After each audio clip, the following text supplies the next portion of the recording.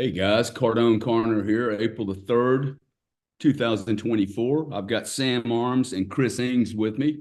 I'm going to have Sam introduce himself. We brought Sam on to help us with some political lobby regulations to help you guys understand what Bitcoin and digital assets are going through from a political standpoint. And we've got Chris Inks here who runs a program to help people better understand trading and investing. Those are two different things, trading and investing, long term and short term. Sam, good to have you, buddy. Glad you've moved to Blockchain Alley down in St. Pete. We're going to work on Chris, and we'll end up with everybody down here before long. How you doing this morning? Yeah, awesome. Nice to be on the show. Guys, I'm glad to be here. My background's in political strategy. So for those who don't know me, I've been in politics now a long time.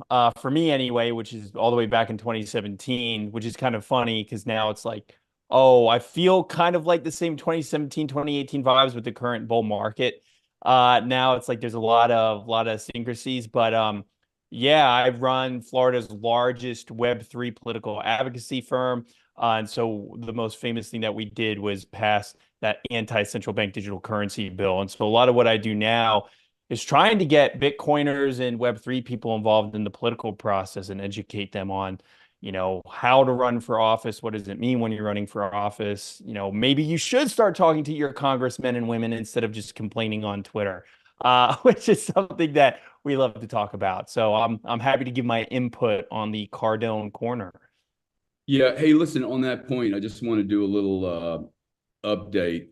We're beginning to, Sam's got me involved with getting connected to some politicians. Now, I have never done this in my life. I've stayed away from politics, but I'm going to start asking you guys for some help. For instance, we're throwing a party for Anna Congress. Polina Luna, Yeah, Congressman Luna. we think she's going to win. Now, why am I doing this? I'm doing this because I think Bitcoin needs the Bitcoin industry. You and I, as we're investing in here, it's not just enough for us to invest in Bitcoin.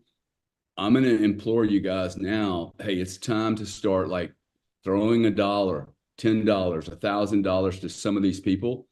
Why are we doing that? We're not just giving them money. I want access to these people so I can have a drink with them and talk to them about how they can not only win their political situation, but use Bitcoin and the millions of jobs that Bitcoin and the industry related to Bitcoin will employ. And I just think that the marketing and the PR, the way this has been pitched to politicians is like not really ready for prime time. You leading with, hey, we're going to destroy the US dollar is probably not the best way to get a politician's ear. So we're doing more and more stuff, and that's why I brought Sam on. So I'm going to start asking you guys to maybe come to some private parties, make some donations to some of those parties so that we can be influencing, at least balancing out what the billions of dollars from Elizabeth Warren and her little crew will be donating to these politicians. So it's a balancing act. It's just going to be part of the cost of doing business in Bitcoin. It's not a big cost. So I just ask you guys to trust me, trust Sam, or trust someone who's pushing on these politicians and trying to make progress in a really healthy, mature way. So thank you, Sam. Do you have anything to add to that, Sam? No, but just as an aside, like last week, the senator, the Republican guy who's running for the Senate seat in Pennsylvania, literally toured an old coal facility that's now been turned into a Bitcoin mine and saying, hey, this is going from bad energy to clean energy, and look at how we're repurposing high-tech paying jobs. So you're seeing that narrative where now it's like a political talking point. And so now is the perfect time because like who's going to have that guy's back if we know he's already, without even hosting a fundraiser for him, it's kind of signaling to our community, man, so if he wins, we're going to have a lot of support in the Senate. So it's just those little things that our community needs to start paying attention to. Yeah, totally agree. Totally agree. And that's why we're doing this, guys. So give us some feedback. Support us if you can. Follow Sam for sure, because you're going to hear more and more from Sam. And this is a part of the education process, the whole education process around investing in a really large industry. Mr. Inks, what are you seeing, man? Things are like all over the place. We got a bunch of little girls crying. We've had a $6,000 retracement. You would think the end of the world's coming. And here we are, $2,000 up on the morning. And I don't hear anybody going, yippee, yippee. Yeah, typical, market participants. Again, I always say this, it's the same type of people that come in every cycle, every market. We just kind of, if you're in it for a few cycles, you'll notice it, you'll see it. So it's always the same kind of emotion driven kind of movement. And so, yeah, again, we've got some good movement up off yesterday's swing low with Bitcoin. Let me pull up this chart here real quick. Oh, let me see here. Where is it? Yeah, let's pull this up. And yeah, you guys can see that, right? Yes. All right. So this is kind of something I spoke about yesterday. I posted this on Twitter, and this is just, as we kind of go through this cycle, I like to look and say, okay, well, what kind of things generally tend to happen? Because when you're trading or when you're investing, the idea is what usually happens if you're new and you don't understand markets and you're emotional is that every little thing you think, you put the most of your emphasis on the really last minute kind of or the things that are less likely to happen, least likely to happen, the extremes, because that's what you get concerned about. And these days with social media, of course, you do have large accounts which push those very extreme narratives. And so when we look here, what we notice is that every time the monthly RSI for Bitcoin goes to overbought, which just signal, it doesn't mean price has to turn down obviously immediately, right? You see this, it goes on, this is the monthly, but what it does is it tends to stay overbought. That just tells you that the trend, the uptrend, the strength of that is really, really strong. And it tends to stay overbought until the end of the bull cycle. So once it hits overbought, which as we can see here is usually right before the all-time high or right at the all-time high, it tends to stay overbought until the end of the cycle. Now, the two times previously here in 2013 and then over here in 2017, RSI went above 96. And then that is when you start saying, okay, let's, again, it's still the monthly time frame, but let's start looking at possible top coming in here pretty soon. And then it kind of came down. Now, it was different this last time. We had kind of this shortened cycle or this shortened height on its cycle here. And that time we only got to 91.73. But even considering that. Hey, Chris, yeah. these are like 4 and 5 months, right? Yeah. These are basically, because when I first heard of stochastic RSI, that's the one you're looking at, right? I'm just looking at RSI here on the top. Oh, okay. Got it. I always thought overbought, as soon as it hits overbought, it's like, okay, I got to get out, right? But in reality, it lasts for quite some time, just as underbought or undervalued also lasts for quite some time. Is that correct? Yes, exactly. That's one of those things that people, when they're new to the markets, especially traders, and they come in, that's one of those. I like to talk about how often the information you have out there when you first get out there are half truths and some are outright lies. And it's not that people are trying to lie to you. It's just that they don't know any better. They're just regurgitating the same thing. And so, yeah, usually when you're first coming into markets and you're looking at a technical analysis, those are some of the things that you hear first off, which aren't really true. The minute it goes in overbought, they're like, oh my God, it's got to, turn down now, or it gets to oversold, it's got to turn around. But instead, those things just tell you you're at the really the strongest point of that particular trend. And so, yeah, so the months, 5+ months. I mean, the shortest one was this last one here. And we were, well, I mean, even over here, it was much more than 5 months. And same thing again over here in 2013 and then over here in 2017. So it'll stay up there for a while. And this time so far, we've only hit 76.79. So I always say, that just because something's happened in the past doesn't mean it has to happen again in the future. But if you're in the markets, you generally tend to adhere to the things that happen consistently, right? And so because markets they don't repeat, but they often rhyme. And so, so really, if we look at this, we go, okay, well, we're going to keep looking at this until it shows us something different, because it's always been that. It's always been at least 91, or 96.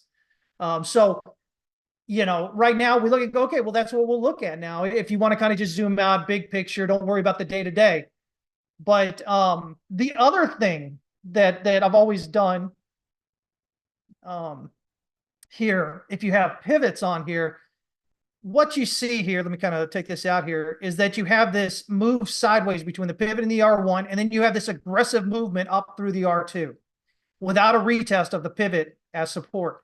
And this particular price action setup in the pivots like this almost exclusively will see price rally through the R5. This is not, oftentimes if you're online and you're trying to be bullish and people are emotional and feel like price has to pull back, they're like, oh my gosh, you're just blindly bullish. And it's not that. This is something that I show almost every week. There's always a chart that has something like this on it on my own show on Fridays. And it's something that I've talked about for years. But again, when you're moving in sideways between the pivot and the R1, whatever time frame you're on, and you get an aggressive movement from that up through the R1 through the R2 like this, almost exclusively, almost every time, you're going to see it rally through the R5. And so this is the monthly. This means through the end of the year, you should expect at least 117,500 at least based on that. Now, again, I got to say this, nothing is guaranteed. I can't guarantee that it'll happen, but my history with this, that I've been looking at this for now, I learned this about 2011 or so.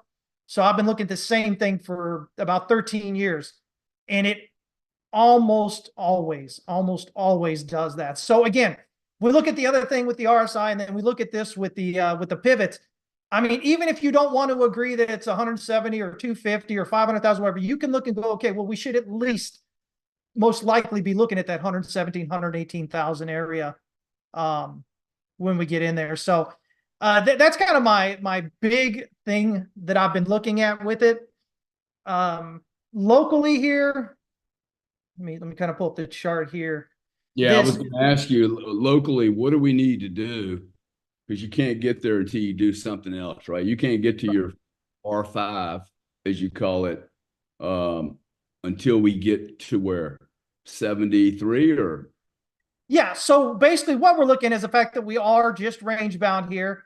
As far as the trend goes, we have not broken down below this swing low right here, which was the last higher low prior to the swing high. So this right here is right around, depends on what chart you're looking at, 59,000 to 59,200. 59,200 is that area, depending on what exchange you're looking at. But we haven't even dipped down below that. So people are like, oh, it's a pullback, whatever. It's not even a pullback. We're just consolidating here.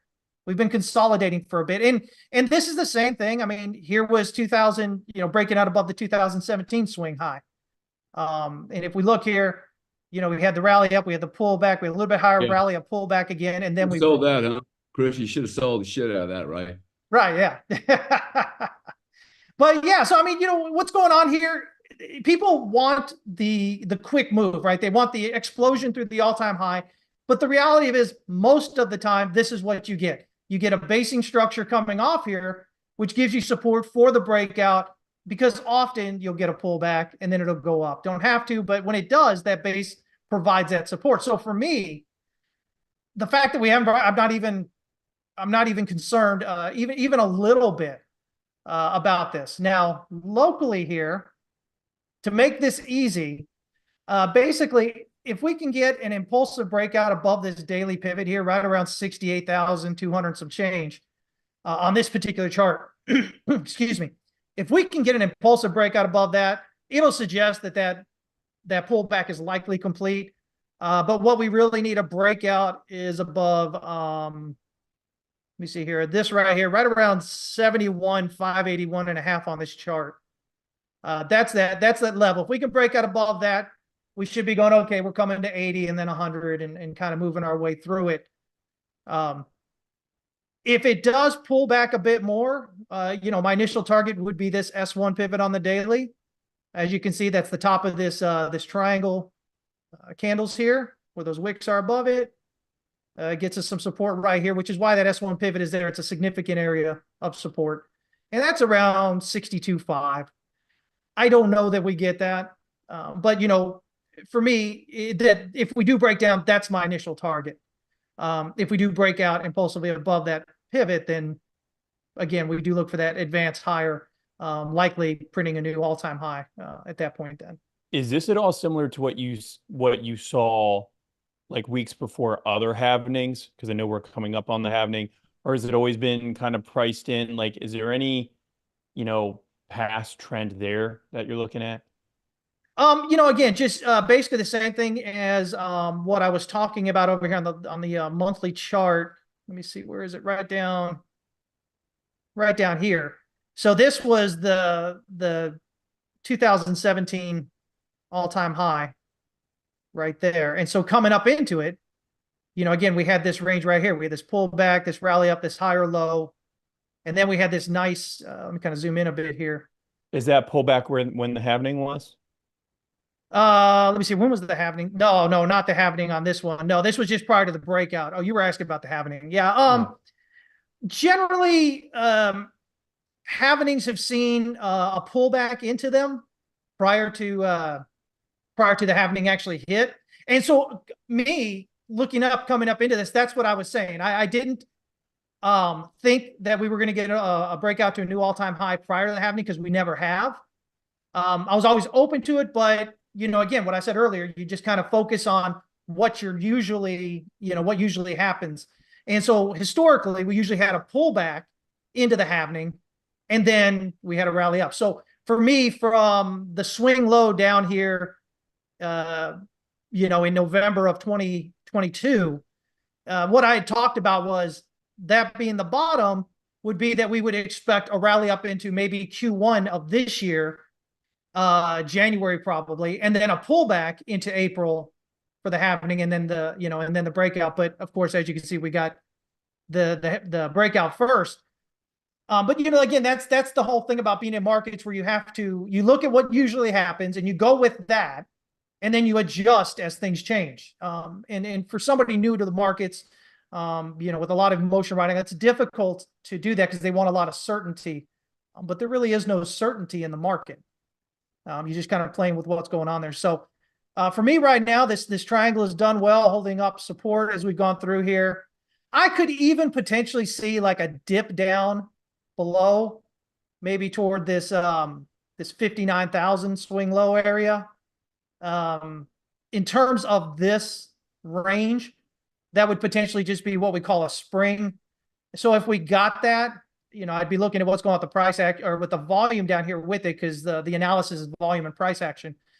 But if we got that, I would be looking for some things down here on that dip to potentially give us something like we saw right over here in January of 24, or what we saw over here, a terminal shakeout back at the swing low here, because this is all accumulation from June of 22 into this low. A lot of people want to say that this was accumulation, but this whole range here was accumulation. This was a terminal shakeout, which creates a small little range below it, continues up. So reaccumulation. This is reaccumulation on the rise here, another reaccumulation with a spring. And so we're here. I don't, right now, that's a secondary idea that we would get that. I think we hold above the swing low. But if we did do it, my first thought would be maybe something like this happening, and then rallying back up. So hey, could you imagine, look at the period from March to say November, that what you called, hey, that was a basing period, right? That whole period. Imagine if this $66,000 range didn't last a month, but it actually lasted 5 or 6 months, forming tremendous good foundation here, right? See, I think that's really healthy for us to sit here at 66, 68, 60, whatever, for a couple of more months. I know nobody wants that, but that's going to be a formation you're not going to want to mess with 6 months down the road, right? 4 or 5 months consolidation. Yeah, exactly. I mean, it's you want these reaccumulation ranges along the way, because they do provide that support if price happens to pull back. Again, you had this one right here that pulled back immediately. So you had this nice big accumulation, rallies up, another long reaccumulation. And then everybody was very bearish in this formation here. Once we hit the top up here, looking for the pullback, at least to 20 and likely down to 12 is what we kept being told. Rally back up. It didn't, it just did this little push up here, and then it came back again. Again, everybody got very it added to their conviction that we were pulling back again. So they didn't ever go long, right? They didn't go long anywhere in here. They didn't go long anywhere in here. And then when they got up here, they said, oh, it's just going to get rejected again.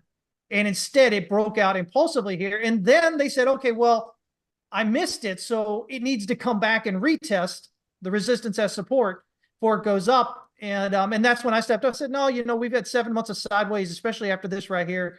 The idea is most likely we're going to get this reaccumulation as it's rallying, rather than a pullback. And so people literally missed this opportunity for 7 months to buy in. They missed the opportunity on the breakout to buy because they were waiting for the pullback. They didn't buy here because they kept getting scared. They didn't buy here.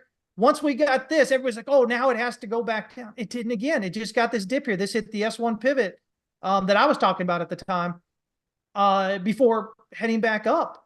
And again, they didn't buy. So you've got people that are still sitting here on the sidelines that are missing. They missed the opportunity in this area. They missed it here. They missed it here and again here. And now they're all scared up here because that emotion just keeps building up. And it's hard to deal with if you don't understand what's going on. That fear again comes from the unknown. So if you don't understand how and why markets are moving like they do, then when you get this up here and then you have big accounts screaming at you that it's the top and the cycle's over or whatever, it's hard to put your money in. And then, Yeah. It's unfortunate. It's unfortunate because people are missing out. I mean, Gary, think about this, man. If they had bought down here at 15, 16,000, this thing's ran up to 74,000, 73,000 already. I mean, that's multiple hundreds of percent. That's multiple times return. And as price goes higher, it's just going to become exponentially greater return than somebody trying to get in now. But you've been doing this a long time. Psychologically, you talk a lot about the emotional piece of trading and the psychological piece, which I think people grossly underestimate the impact of emotions in trading. Do you think that a lot of people have been left behind in this run? Oh, yeah. Talking about crypto-centric people, not outsiders, but insiders who were double, triple, quadruple thinking this, had PTSD from all the other past, oh shit, that didn't work events. Like, yeah. You get a sense of that? I sense that a lot of people on the sidelines, man. There is. And, you usually get that. So what people don't understand is, especially if you're retail coming in, is that when you have those bottoms like that big bottom we had from June of 23 until, I'm sorry, June of 22 until it finally broke out there, and what happens is that is retail or that's retail selling down there at the bottoms. And that's your big players, your big professionals that are actually accumulating. And what happens is you have all that retail selling, all that going in there, and it's just hitting like a big catcher's mitt, just sitting down there catching it until retail, generally speaking, just gets tired. They get exhausted. They don't have anything really to sell. And so then price rallies up on lower volume, and that throws them off. People are like, well, how's it going to rally? There's no volume. Well, it doesn't need to be because retail isn't selling into it anymore. So there doesn't have to be a lot of volume to push up. Markets, if left alone, generally tend to move, to the right and up. If it just left to its own devices, generally tends to float up there like that. Do you think BlackRock and any of the news around BlackRock kind of had something to do with the psychology around whether people felt like they were ready or not to buy in? I think so. There was a lot of, and I know Gary was paying a lot of attention at the time too, with when we were coming up prior to them actually happening in January, right? There was a lot of arguing over whether they would be approved and how significant the things would be. Which I think, again, here's a great thing that I love that Gary's doing what he's doing with Bitcoin, because a lot of these arguments are, again, made by big Twitter accounts that they're really good at marketing, but not so good at understanding markets. And so Gary comes in and says, listen, I know these types of people. They're my people. They're at this wealth level, which is significantly above what yours is. And this is how we think. This is how we grow our wealth. This is what we do. And so when Gary looks at it, he goes, man, them ETFs come in and we're going to see a flood of going in there. And as the RIAs, kind of start, allocating on behalf of their people, or their people are asking to allocate, it's a lot more money. And the money that comes in is more likely to stick. It's sticky money. It's going to stick. They're not going to be in and out every time price moves up and down. And so this is one of the great things I think anybody who's following along with Gary can get out of this, is this movement out of their own understanding via their own kind of socioeconomic status, because that's how we tend to view the world. We view the world through the way we buy and sell ourselves. And it's hard to fathom somebody who is multiple wealth levels above us and the way that they do it. And so when it came up to, okay, the ETFs came in, I was talking about how, the likelihood would be good inflows coming in there, and the type of money would be different and blah, blah, blah. Same thing Gary was saying. But you had a lot of accounts out there say, oh, no, it's going to be nothing. It's going to be a failure and this and that. So I think a lot of retail really were confused at that point, because they had all this information coming at them, and the big mouths out there, the big accounts, most of them, or a lot of them at least, were talking very negatively about it. So that, that when you're emotional, you can have accounts talking the other way, but it kind of cancels out and you become paralyzed. And so you don't do anything. So you missed 15 and a half, you missed 20, you missed 30, you missed 40, you missed 50, you missed the launch of the ETFs. Excuse me, hiccups here. You missed the all-time high. And so at this point, now you're like, oh my God, it needs to come back because I need to get in. Because you're not going to now, right? Yeah, now that you want to come back. Yeah. And so unfortunately, people end up missing out a lot of it. And that's why I teach what I do. Especially, it's like people think it's just for traders. No, we've got people who are investors. We've got people who are business people who come in to the Trading Academy and learn, because they want to understand, if I look at the chart, can I maybe get a heads up about if I'm running a business, or if I want to invest? If I'm running a business, can I get a heads up of maybe where I should start expanding? Or can I get a heads up that I should keep expanding, or that I should pull back? Or if I'm investing, even DCA is great and all, but man, if you can add that to also being able to figure out where those macro bottoms are and going in heavier at those macro bottoms and then continue your normal DCA, I mean, it just exponentially increases the benefit, of what you're doing there. And so one last quick question. Yeah. I just read an article the other day, and I know we want to talk about also the GBTC outflows, but I read an article stating that the BlackRock ETF is putting an end to Bitcoin's 4-year cycle. Can you briefly touch on that? Do you think, because after a conversation yesterday, I get the idea of the market's the market and all these things are just natural productions of the market.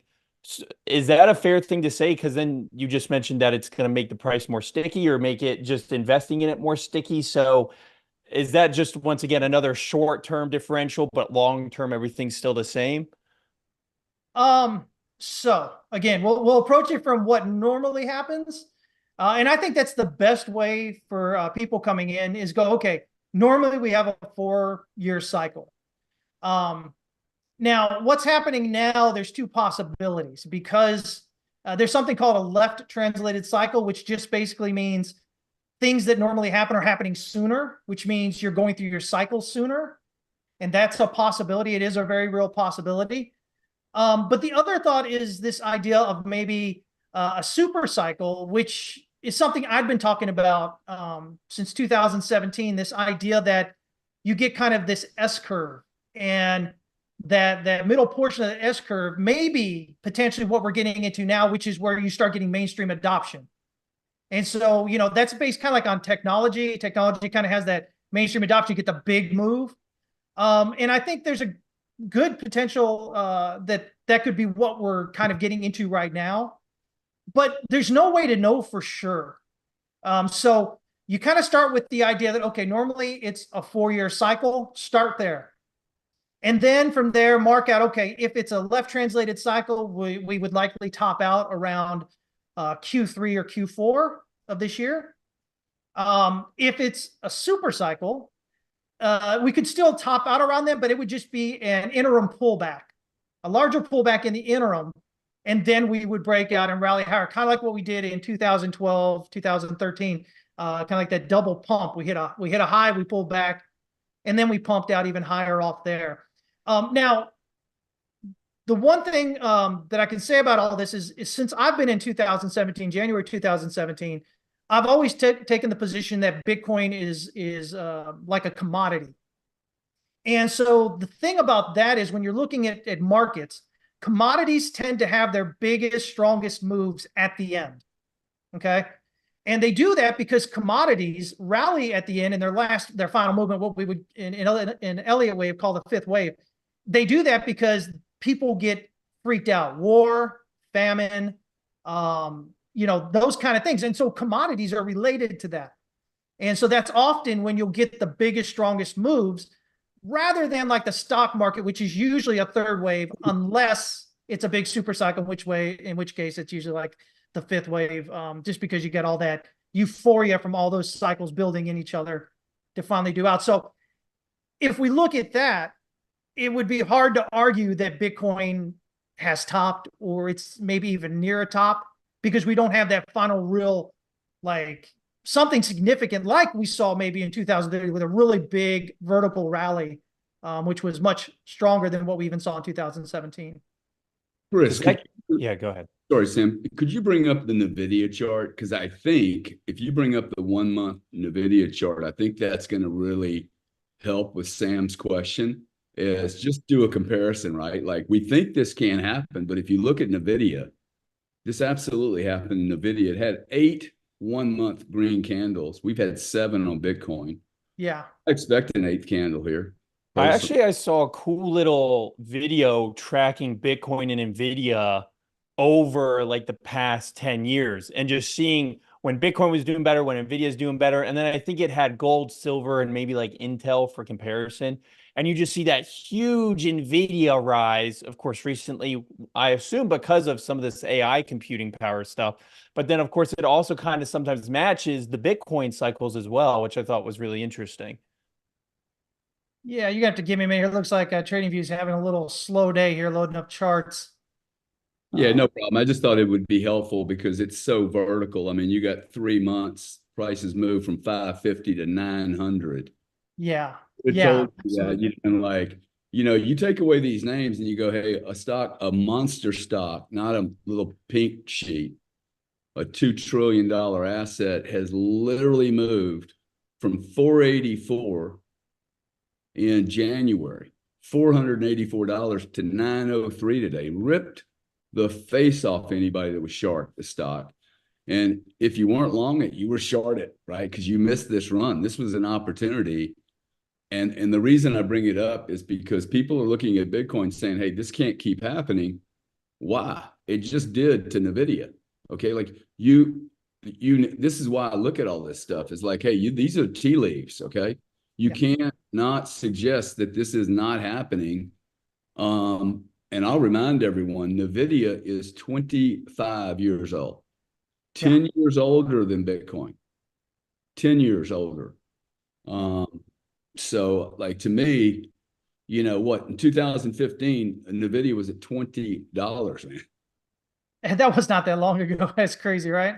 It's 8 years ago. It's 9 years ago. It's not that long ago. So don't tell me Bitcoin can't run from 70 grand to 250.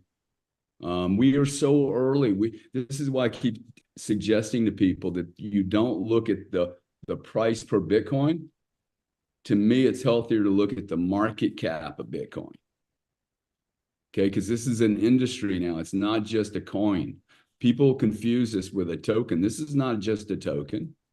This is a lot more than a token. The 3 of us wouldn't even be together if it wasn't for this token, right? Yeah. Yeah. Exactly. Anyway, didn't mean to get you off on the NVIDIA thing. Grayscale and ARC, they were outflowers yesterday, right? Net outflowers, Yeah. what I think roughly 100 million.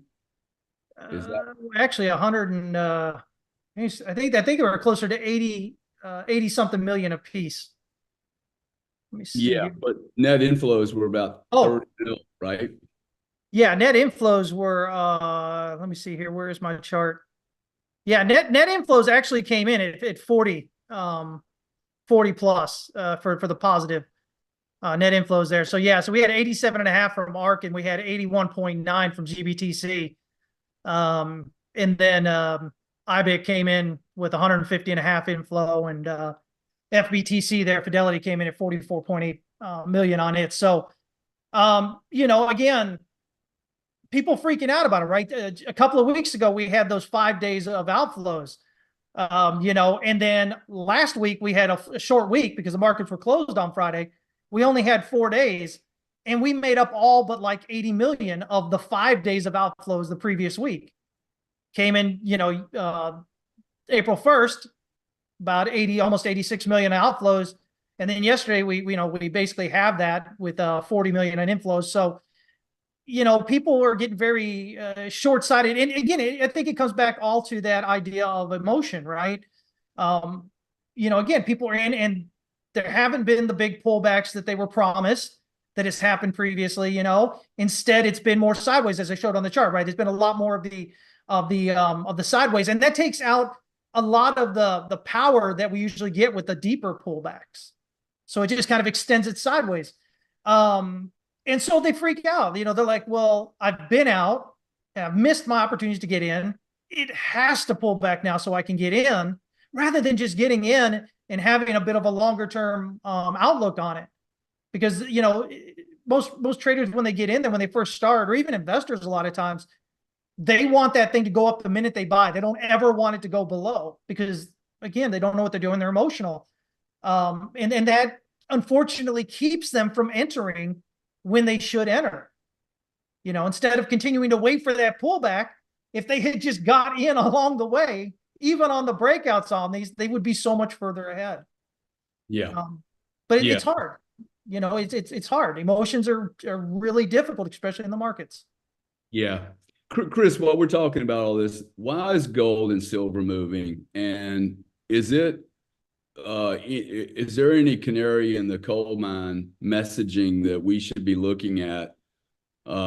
Somebody asked me this morning, hey, when's the government going to start releasing money? And I just started laughing, almost fell out of my chair. I'm like, well, I don't think they have stopped.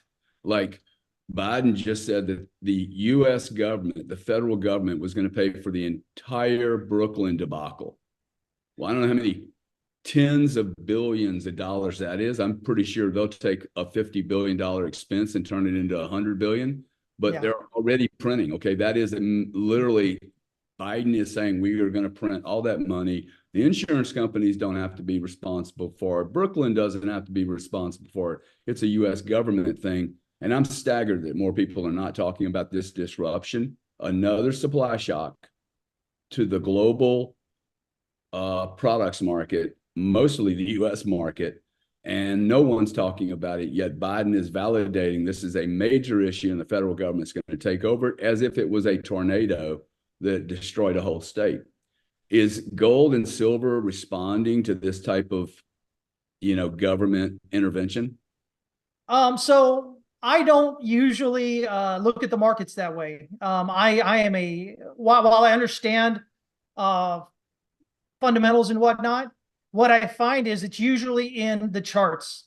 So people are telegraphing how they feel by putting their money into or taking their money out of the markets or specific markets. So when I look at this, I say, okay, well, gold had been going sideways here, basically consolidating here,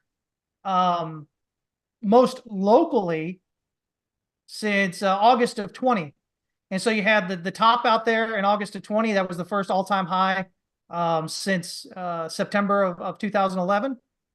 And then it pulled back, and then it rallied up to that new all-time high again around March of 22. You know what? Let me go and pull this chart up here, and I'll show you guys what I'm talking about, since I already had that one set up. Yeah. All right, here we go. So like gold, again, if we're zooming out here to this monthly time frame, you have this resistance right here. You hit it, you hit it, hit it a couple of times here. And then you peak out, new all-time high, pull back in base, and then boom, pop out. So, we can say, okay, yeah, it was part of that. It was, whatever. But at the end of the day, if you're a technical analyst, you were looking for that impulsive breakout there because of all these rallies up in here, which start pulling out that supply that's sitting there trying to hold it back. And even more so, this is from, again, from the previous all-time here in September of 2011. So again, we new all-time high. Basically, we built a base. It took a while, but gold tends to make these bigger bases before we took off. So again, when we think about Bitcoin and what's it doing now for a couple of weeks, it's just kind of doing some sideways. Same idea as what we see here. But silver's no different. Here's silver. Again, swing high up here. It's really kind of around here in April of 23, and then again here in May of 23, and then back up here in December of 23, and then March of 24. And then, so we keep getting this area that keeps getting hit, taking out the supply, which was just this previous. The supply is from here, the previous interior swing high. And that's what we keep hitting there. And finally, you get it out of the way, and boom, you pop up through it. So for me, I don't attribute it to what's going on. I attribute it to that's what we expect to happen because of what was going on here on that breakout. So yeah, and that's a hard thing for a lot of people when they first listen to me talking about it, because I am a big proponent of this idea that the news is is already in the charts. It doesn't mean we knew, okay, right here that it was going to hit the bridge and then that was going to happen. Yeah.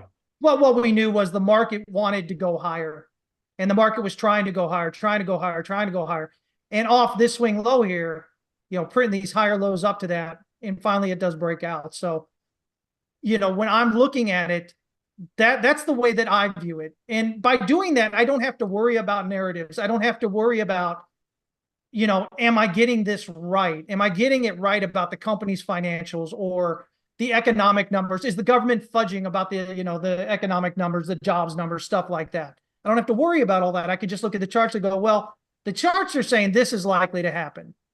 Doesn't mean I'll always get it correct. I'm human. I'm still going to misread it sometimes. But generally speaking, once you learn to do it this way, you become a lot more right than wrong. And, if you're investing or trading, or even if you're running a business, it just makes life so much easier. Yeah, it was really interesting. I love doing stuff with you because I am a fundamental investor, right? Total fundamentalist. And I make rational stories up about why a thesis. I come up with thesis of why it's a good investment idea, rationalizing my decisions. And Chris's view is, hey, it's already in the charts. Okay. All you're doing now is rationalizing how you're seeing the chart play out, making up stories that validate that position. So it's like I like having somebody else that doesn't have that fundamental view because I can get very lost there really quickly by just hammering on one little subject matter, right? And get lost in that little micro detail when in fact there's other things driving the market. Chris, anything else from your end? I want to kind of move to Sam on the political side. Any kind of laws, regulations? We're hearing people talk about the U.S. government dumping 30,000 Bitcoin. I'm like, dude, bring it. Like, yeah, I mean, ultimately, we've soaked up like 20 billion out of whatever it is out of GBTC. I don't remember how much it was. It's like some huge number. 630,000. Now they're down to like 300. So like you've dumped 250,000. Bring it. Like, yeah. So 30,000, I think is really at the end of the day a non-event. It just ties in with the sideways we're doing now if they do it, and I don't worry about it a whole lot. Yeah. Do you notice anything with these political elections and political cycles on the market? Because one thing, not so much in Bitcoin, but what I've even see with investors and general people and their feelings around the market in general is everyone's kind of at a standstill till November. It seems like the entire world is like, I don't know what I'm doing until like the presidential election happens. And once again, you keep bringing up the point, which I think is accurate. Like the market does what the market does. Maybe the election doesn't matter at all.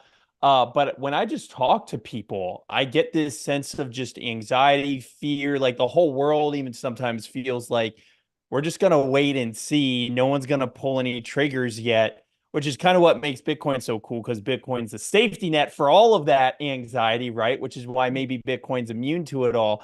But do you see that sometimes in some of the other markets that you're looking at? Yeah, again, the way that I look at it is this idea that society in general, right, which is actually the market, which votes with their dollars, right? And so, however society is feeling, however the market is feeling, the response that we get from whatever happens with government is usually a response to that.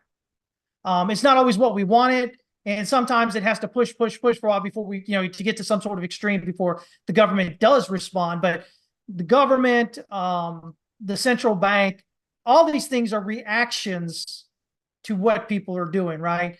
The government numbers, the economic numbers, they're all reactions. If If you're they're even real, if they're the numbers that they're reporting are even real. right, yeah, because if you're a business, and again, businesses, especially large business, they have all these metrics, right? Amazon is going to tell you what the economy looks like, right? Because they're so entrenched in it and they do so much business, right? And so if they see, oh, economy slowing down, they're going to slow down. They're going to slow down production. They're going to slow down hiring, maybe lay off, whatever.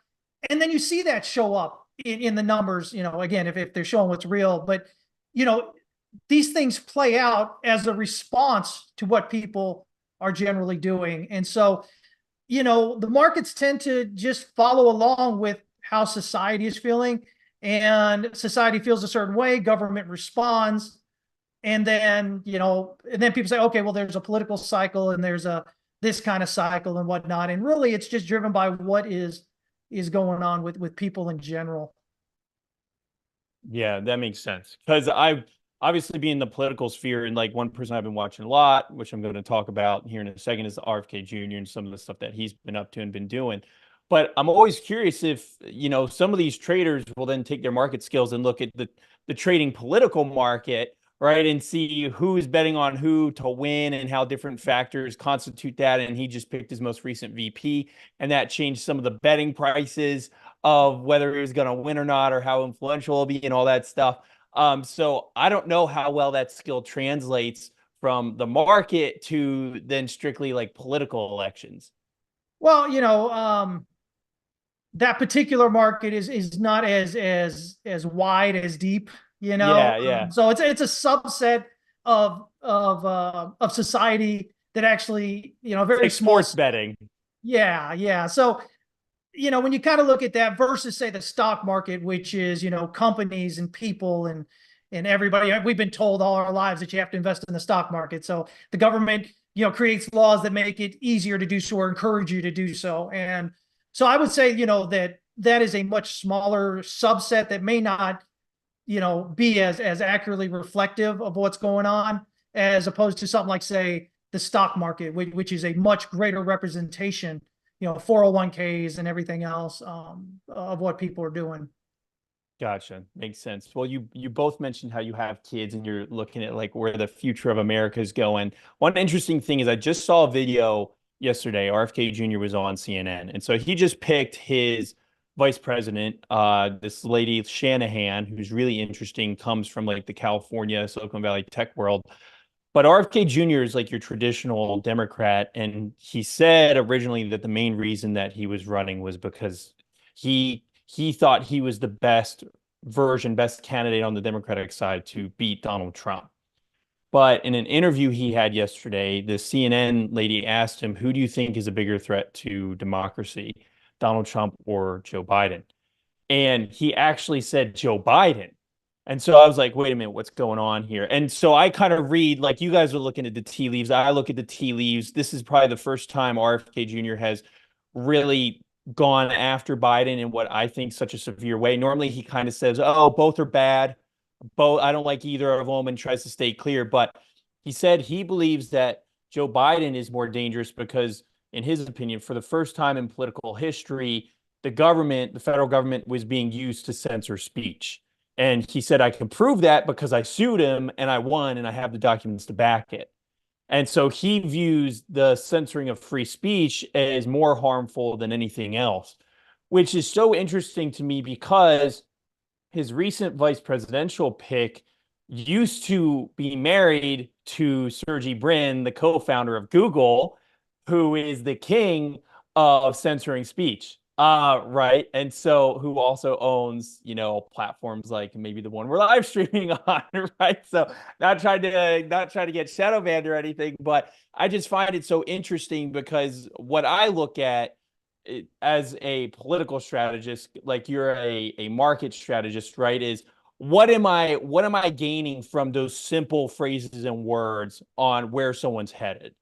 And so just from that one interview and that one statement, I believe that RFK Jr. is now changing course from being this kind of, I don't like either of these guys, I'm kind of a moderate, I'm a third choice, to now he's starting to lean heavier into going after Biden directly. And a lot of the reports are showing that every state that he gets listed on, he's going to take votes from Biden instead of Trump. And it's very strategic that they're now trying to get into states that are all swing states. Their priorities are Nevada, Pennsylvania, Michigan, Wisconsin, Arizona, which I just find really interesting. And I could go on and on, but I want to pause there and just see if you guys have any Is it comments or general input. opinion? Is it general opinion that RFK was initially going to hurt Trump's voting, that it was going to steal from Trump, or I thought so. So I'm very fluid on RFK in my opinion of him because I first thought this was just a publicity stunt. I thought it was going to be useless. Then I was kind of like, oh, maybe he will be useful for the Dems because if he really wanted to affect Democrats, he would have stayed a Democrat and forced Biden through the primary process to cause a scene. Because if the DNC, where they officially choose Biden, isn't until I think August. And the whole reason the DNC moved the first primary from New Hampshire to South Carolina was because RFK would have won the New Hampshire primary. So when he went independent, I was like, oh, he's no longer helping the Democrats. He's going after Republicans because I thought your average RFK Jr. voter would actually kind of align more with Trump due to some of his medical stances, so to speak. So I think that's kind of the same voter base. But the Democrats, whatever research and statistics they're looking at, are dead set on getting him out of here because apparently he's gaining more Democratic voters than Republican. I think the logic is if you don't like Trump or Biden, right? If you're a Democrat and you don't like Trump or Biden, you might not vote for Biden, but you're never going to vote for Trump. So you might just not vote, which means RFK being there means, oh, actually, you're not going to vote for Trump, but you will vote for RFK Jr. instead of Biden. And those are the numbers that I think they're seeing. And so now they're ramping up. They're suing him a bunch of different ways. They're suing a super PAC. They're trying to kick him off the ballot. Nevada actually last minute changed some of their rules, which is one of the reasons why I had to pick his VP recently, was because Nevada said, oh, if you don't have a VP candidate, then it doesn't matter how many signatures you collected. You have to have a VP to be on the ballot. wow? And they can just change those rules, by the way, at a whim. And that's exactly what they did. In New Hampshire, for example, it's really interesting when you study our political process because the people who run our primaries is the party and the state, but it's really the party, and the party agrees with the state on like how many votes are going to be allocated to the primary process. So it was the DNC, the Democratic Party itself, that told New Hampshire, you no longer count because we think RFK is going to win your state. You're no longer going to be the first state to vote in these primaries. When New Hampshire did it anyway, the DNC can actually say, okay, you're sanctioned and your votes for that primary opponent don't matter. So your electoral votes don't matter in our primary process. So there's so much behind the scenes work that can go on. But it's kind of interesting because when you talk about thinking about the future and like what people know and what they don't know, a lot of people don't even realize the maneuvering that goes on just around the political scene. And RFK is kind of exposing a lot of that, which I think is really fun. Fun for me to watch. Well, let me ask you real quick, man. So, it seems like I don't know, just looking in, I don't have obviously your in-depth experience with politics and whatnot. But what it looks like is this Biden administration is really like they're out there doing everything they can to make sure Trump can't even be in the, even be realistic in the elections. And then now you're talking about what the Democratic Party is trying to do to RFK. Do you see this being something that's done a lot more this time around than it ever has in the past? Or are there like some periods in history where, whether it be the Republican Party or the Democrat Party have done, this great extensive kind of trying to shut down, through every means possible, potential opposition? I think things are escalating. If you look at actually some of our first presidential elections were probably the worst. There were times, I think it was Thomas Jefferson when he was running, really interesting stuff to study because Thomas Jefferson would say one thing and then do the exact opposite. So he was very pro-democracy until he ran for president. And then he was like, democracy sucks. So like what he did is I think it was the state of New York hadn't sent in their electoral votes yet. And Thomas Jefferson said, doesn't matter. We're just going to grab them and take them and put those for our camp. And I'm just like, okay, Thomas Jefferson's now president, right? Like the negotiating behind the scenes negotiations of our presidency has really changed a lot. But our election process has really changed. I mean, just for example, it used to be the state legislatures that chose your senator, right? We used to never be able to vote for your senator. The state would choose the senator because the senator was supposed to represent the state, not the people, right? So in modern day politics, as the laws are currently set up, yes, I think that this is the most extreme gamification we've seen of a party in power trying to stay in power. But nothing, I want to say, okay, some norms are being broken, but a lot of it's been so degraded over time that now it's just kind of like the mask is off. Like lawsuits are always happening around elections, right? And people are always trying to get people off the ballot. But now things are so intense and hyper focused. And because media has become more decentralized, more people are aware. That's probably one of the reasons why they don't like platforms like Twitter and TikTok, because the immediate news outbreaks that you can do, so that by the time they craft a narrative around something, well, the cycle's already passed and there's already something new that's come, and traditional media can't keep up with that, and just wait till AI really gets into the media cycle, right? So I don't want to say it's unprecedented, but there's definitely like this eerie feeling, right, where things are intensifying. And I definitely think in maybe y'all's lifetime, of course, my lifetime because I'm younger, but in y'all's lifetime, this is probably the worst you have ever seen. And I think it is going to get worse. Yeah, I mean, to me that makes sense. The one thing I always argue against, I'm not a very big fan of government in general. I've got actually a educational background in theories of power, philosophy, government, stuff like that. But the one thing I always point out, whether it's Republican or Democrat, is when they go and they do these things, right? And it's something that's really kind of pushing the bounds of what they've done previously. I always like to remind people, listen, yeah, you're all excited about it because your party's doing it right now and they're giving it, they're whooping up on the other side because of it. But guess what? Your opponent, the other side, the other party that you hate, is eventually going to be in power. And they're going to be able to use the tools to do the same exact thing. And I don't think enough people really kind of note that. And so they allow it or even encourage it. And then they complain about it on the back end when it's used against them. And I think that's, man, that's a tough thing to deal with, because we know that government historically does not, let's leave Argentina out of this at the moment, but generally does not, give back any type of power, right? It gains power. It becomes more, more crazy eyed. It becomes more worried. It goes to assert more power.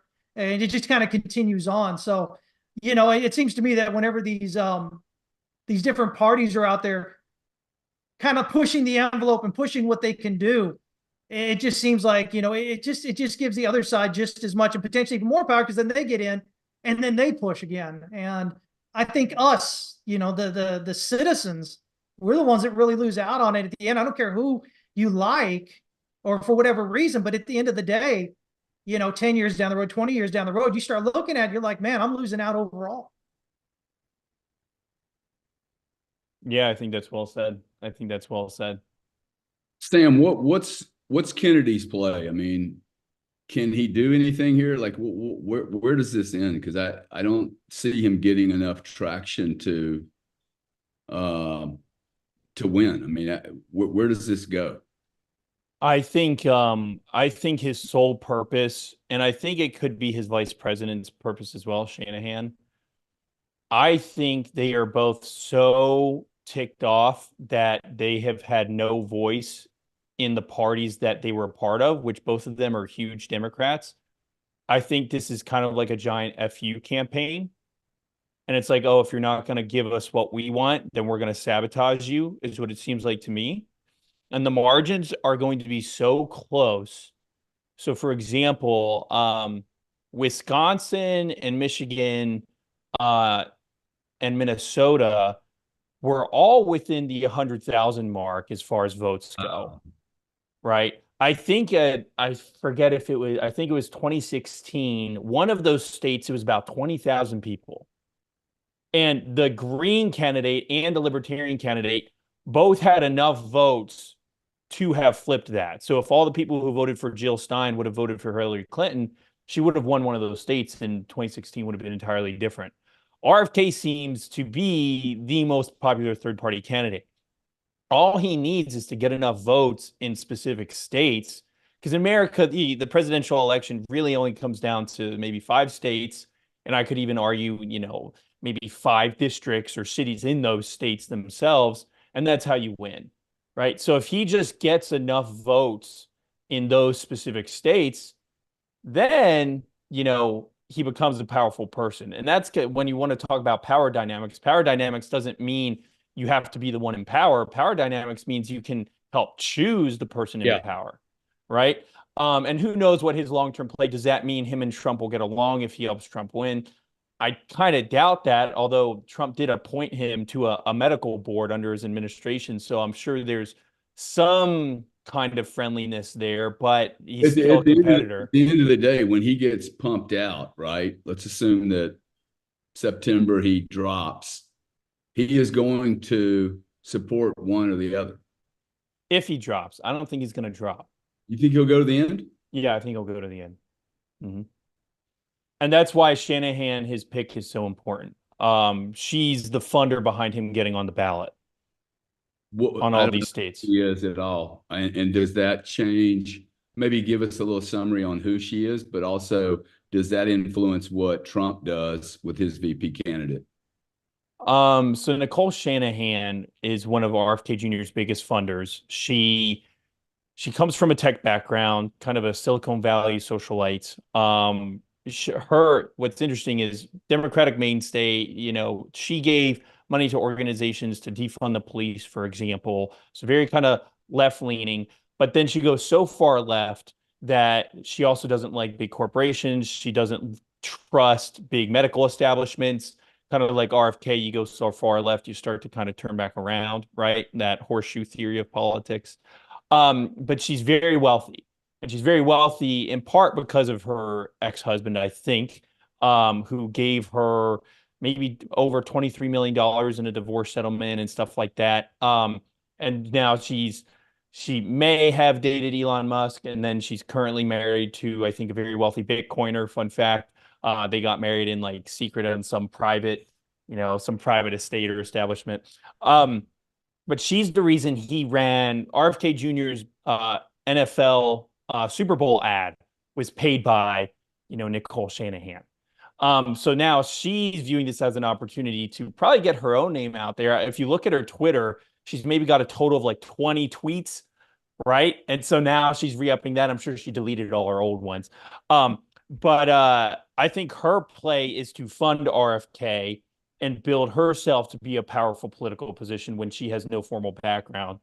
And it's interesting because her ex-husband is obviously very pro-Biden, so maybe she hates her ex-husband so much that now she's funding RFK to hurt Biden. But Trump's VP pick, I still don't know, because I used to be back and forth on that. I used to think, well, Trump needs to pick somebody who can get more middle of the ground voters. And that was my general ideology. But I've talked to a few people and they've said it doesn't matter. It doesn't matter because you're either voting for Trump or you're not. No VP pick is going to really drive people toward him. They might drive them against him. So if anything, Trump is encouraged to pick someone who is just like him and has the same exact political views. But Trump does his thing. He's all about marketing. So he just keeps teasing and they keep publishing new fake reports about who he's looking into just to kind of keep it in the cycle and keep us all on edge about who he might pick. But, he probably knew a year ago who he was going to pick, but he just likes seeing the media dance and people dance and having fun with it. Can't blame him. No, it's a great marketing strategy. Chris, you got anything on this on the political side? I know you and I are like, hey, let me just look at the charts. This political stuff, I can't even like. There's, it's hard to understand to read the tea leaves in politics unless you're in it every second. Yeah. Yeah. I've been fortunate enough to know a few people who are, kind of deeper into the politics, like Samuel here. And, I let them do their thing. I just kind of look at it, just from my, the educational aspect I talked about previously, theories of power, things like that. And then I look at, I don't know, for me, whether you like Trump or not, or especially if you don't like him, I think you got to go, holy crap, what the hell is, what the hell are the Democrats doing trying to continually take him to court? Because all you're really doing is solidifying his base, I think. And those who are maybe on the fence and are more kind of going, well, crap, that ain't right. If you can silence your opponent, then what does that mean when it's somebody that I really want out there? You got people that are going to be looking at that. And I think, I don't know, I think it's a really bad move that they've been making just, I think, strategically. But it seems to me like they are really concerned about him.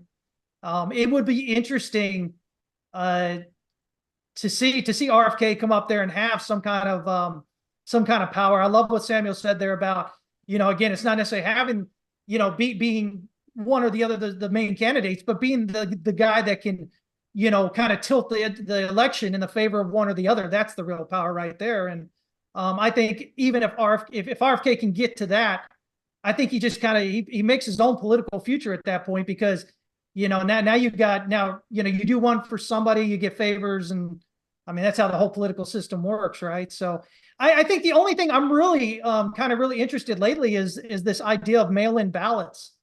I know there's a lot more talk of that going on, and the idea they're so easy to fake and whatnot, and how a lot of the a lot of the other large countries throughout the world don't actually allow mail-in ballots because of that.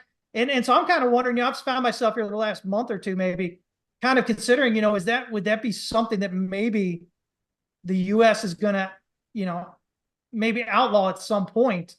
And, what kind of effect is that going to actually have on the elections? I don't know if Samuel's got any thoughts on that, but that's really kind of what I'm looking at about the whole election cycle stuff in totality there. I think that's a really big issue potentially. I don't think just like money printing. So once you start printing money, you don't stop printing money. Once you break some of these norms, you actually just double down on them.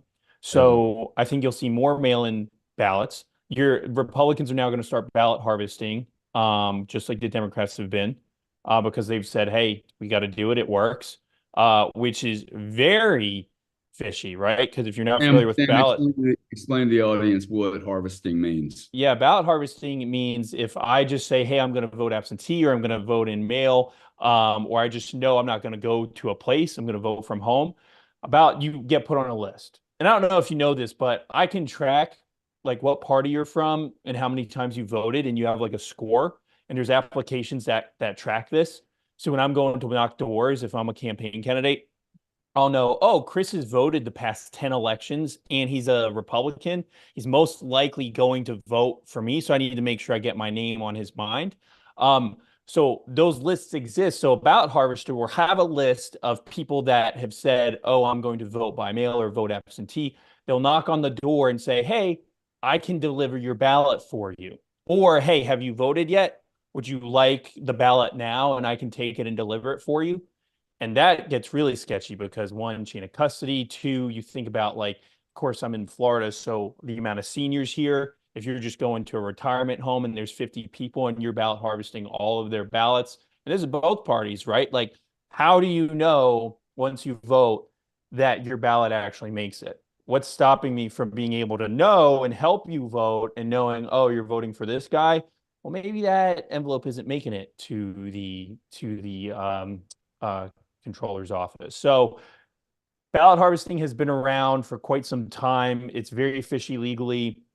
I think only one state has totally banned it. The others have limits, but for most, it's free game. And it, once you get into like the Voting Rights Act and stuff, and like, okay, are you actually hurting people by not allowing them? Because oh, I have a disability, I can't go. A ballot harvester actually helps me vote. So you can do all kinds of arguments to where, oh, well, it's not illegal, and so you're going to see people doubling down on that this election cycle. So you're saying literally people knock on 70-year-old doors and attempt to convince them through convenience that they'll help them with their ballot and make it easy peasy for them. Yeah. So, for example, I was knocking doors for a friend of mine. He's running for county commission, and we're just trying to get him on the ballot. And all I say is, hey, I'm knocking for my buddy. Would you mind signing this petition to get him on the ballot? It's the exact same thing. Although, hey, I'm a certified door knocker, or hey, I'm a door knocker. Seeing if you voted, have you turned in your ballot? Would you like to vote today and have me turn it in for you so you don't forget? And I can do that with anybody. Wow. And that, so how many ballots am I allowed to carry? Who am I delivering them to? It doesn't have to be corrupt. They can go fill it out, put it in an envelope, and then I can just deliver it. But what do you do with the bad actors? And how do you even know if anything bad's Who's actually going to happening? enforce it, right? Who's going to, I mean, just Exactly. whack-a-mole. Okay, look, guys, before we close, unless Sam, you have anything else to say on the political front, speed question here. You have like 3 seconds to answer the question. Who's better for Bitcoin? Biden, Kennedy, Trump? Trump. Chris? I think probably Trump. Ooh, who's the worst for Bitcoin? Biden, RFK, Trump? Biden. Yeah, definitely Biden. Is it a close race or is it, hey, they're draconian and they're going to do everything they can do to stop it? I've talked to a few people about this. I even released a video about like what is Bitcoin's strategy on if Biden's president for the next 4 years. But in short, Biden's one of his most influential people is Elizabeth Warren, and she hates Bitcoin, unfortunately. So even if I like Biden and want to vote for Biden, you can't get rid of the fact that Gary Gensler and Elizabeth Warren have a lot of power in the Biden administration. Yeah. One last question. It's just something I have to ask because I find it stunning. Why is Biden still in this race? Why haven't they replaced him with someone younger, more? Because he does the best in the polls. Really? It's very funny. Gavin Newsom does worse. Governor Gretchen Whitmer does worse. Kamala Harris does worse. They have to run him. They have to run him. Wow. It's very interesting. A lot of people are like, why would you run Biden? He's almost so old and incapable that you feel sorry for him and you know that he's not responsible. So people almost then develop sympathy for him.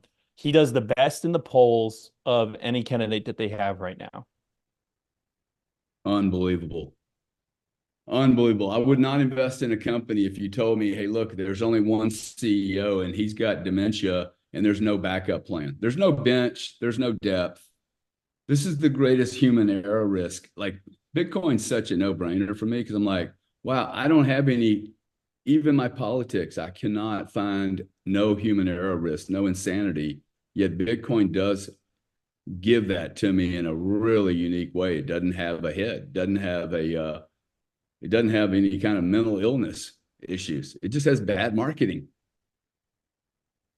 That's it. Bitcoin has bad marketing. That's my pitch for the show. Anything else anybody want to say? We really appreciate everybody being here. Follow Sam, follow Chris. They're both going to be very influential in this space. So, and I trust and value both their work here. If you guys could reignite this space, we're trying to really expand this environment. YouTube is very, very hard to get any traction on. So we really appreciate you guys, just retweeting or redoing whatever you got to do on YouTube to get this thing expanded. Lasting comments, guys, on this Wednesday, April 3rd. I guess I'll jump up here real quick. Again, I come up here, and I talk about my thoughts of what's going on with the market and why, based on the charts themselves. One thing I really work hard on is not putting emotion out there, not blowing smoke up everybody's rear end, trying to be level-headed about it. And because at the end of the day, guys, listen, you're out there, you've got a lot of competing voices, especially a lot bigger accounts than mine, who are very emotional. And they're emotional, one, because that's what you want to hear, two, because they're just like you. And so if I can say one thing out here, guys, is to zoom out a bit, take a deep breath, try to understand when you're being emotional. And other than that, just kind of go out there and do what you can, whether it's coming through TWC's Trading Academy, whether it's whatever online, just focus on trying to understand how and why markets move like they do. And if you can figure out, if you can start learning how to forecast price action, again, it doesn't mean you'll be 100%, correct all the time, but it's going to eliminate a lot of the fear you have. And a lot of that fear is what drives you emotionally to make the really bad decisions, because you don't want to screw this up. Worst case scenario, left translated cycle, we probably double or more from here, double, triple from here at least, right? Best case scenario, this is still wave 3. And we're going to have maybe a double pump here, and it hits multiple 100,000s. It pulls back, and then it breaks out higher again for a 5th wave.